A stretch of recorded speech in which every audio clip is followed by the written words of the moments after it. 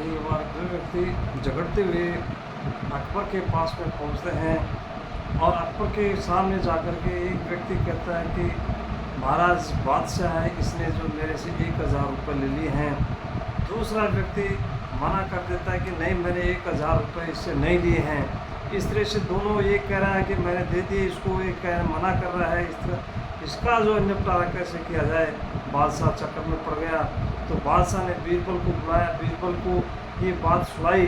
तो बीरबल ने जो है पहले वाले से पूछा कि तूने कितने रुपए दिए, इसको कहा 1000 रुपये दिए। कहाँ दिए इसको, कि मैंने उस फला पेड़ के नीचे मैंने इसको दिया था पैसा।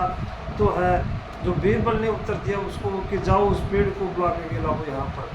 तो जब उस पेड़ को बुलाने चला जाता है तो पहला व्यक्ति उसके पास में बैठा रहता है, बहुत देर हो गई नहीं आया।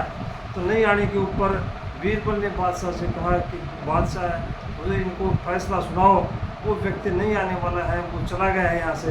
तो दूसरे व्यक्ति ने कहा कि बादशाह महाराज वो पेड़ यहाँ से बहुत दूर है, वो 5 किलोमीटर दूर है, वो अभी नहीं आ पाएगा। इस तरह से बीरबल तुरंत उसकी बात को भाप गया और भापने के बाद में उसको चोर कायम कर दिया कि तूने जो है ये उससे रुपए लिए हैं।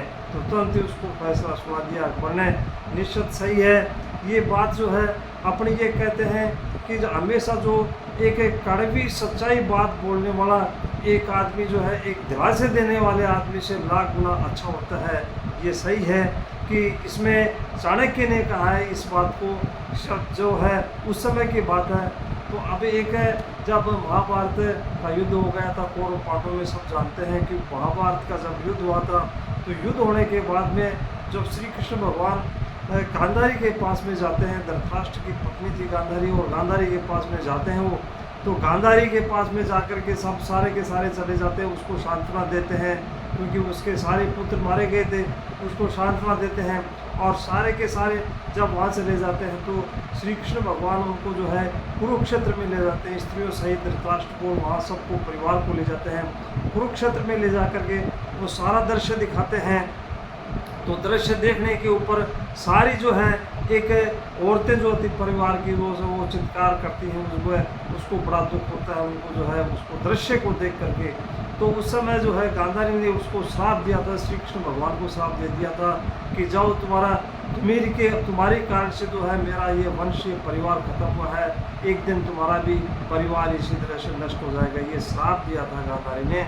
तो उस समय जब युधिष्ठिर को राजा बना दिया गया था, युधिष्ठिर राजा बन गया था और राजा बनने के बाद में जब वहाँ भीष्म पितामह जो है एक सैया के बाणों की सैया के ऊपर लेटे हुए थे और भीष्म पितामह ने भी प्रतिज्ञा कर रखी थी कि जब सूर्य जो है उत्तरायण में आएगा तभी मेरी मृत्यु आएगी। इस तरह से जो है उसमें पानी की जब उसने पुकार की थे तो अर्जुन ने जो है एक बाण मार करके जो है पानी निकाल करके उसको खिलाया था, उसको बाण गंगा के नाम से वो आज भी प्रसिद्ध है। तो निश्चित ये है कि उसमें जब ये राजा युधिष्ठिर राजा बन गए थे तो राजा बनने के बाद में भीष्म पितामह के पास में जाते हैं। तो उस समय भीष्म पितामह के समान कोई अनुशासन की और धर्म की शिक्षा देने वाला नहीं था। तो जो है धर्म की शिक्षा अनुशासन की शिक्षा प्राप्त करते हैं। तो युधिष्ठिर उसमें भीष्म पितामह से पूछते हैं, भीष्म पितामह कहते हैं कि जो है आदमी का मनुष्य का पुरुषार्थी भाग्य है, हमेशा आदमी को कर्म करते रहना चाहिए। निश्चित सही है कि आदमी को जो हमेशा हमारा जो कार्य है हमारा कर्तव्य जो है हमें कर्म करते रहना चाहिए, फल की जो इच्छा नहीं करनी चाहिए, भगवान देने वाले वो हैं। इस तरह से जो है मैं युधिष्ठिर को जो है भीष्म पितामह ने जो है एक जो है शिक्षा दी थी, सलाह दी थी उसमें। धन्यवाद।